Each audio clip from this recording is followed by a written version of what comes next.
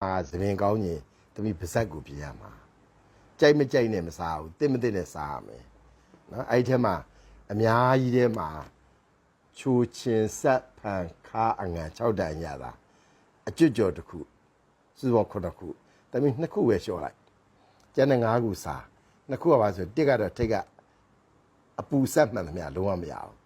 နှစ်ကအကျော်စားရင်လည်းကျွတ်တယ်အပူဆက်စားရင်လည်းကျွတ်တယ်အဲ့2ခုသာသမီးရှောင်လိုက်ရင်လေ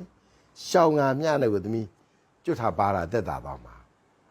သူ့ထက်ပူကောင်းနေတာပြီဆိုတော့သမီးခေါင်းလျှော်တာစနစ်ကြဖို့လိုတယ်အဲ့ခေါင်းလျှော်တဲ့အခါမှာရေချိုးပြီးမှခေါင်းလျှော်မှလားခေါင်းလျှော်ပြီးမှရေချိုးမှလားလို့မေးရင်အမြဲမှတ်ထားပါသမီးရေချိုးပြီးမှခေါင်းလျှော်ပါအဲ့ဒါအဖြေပဲရေချိုးပြီးမှခေါင်းလျှော်ပါအဲ့တော့တပတ်ကိုဘယ်နှကြိမ်လျှော်မှာလဲလို့မေးရင်ဆရာကြီးတို့ကတော့တပတ်ကို2ကြိမ်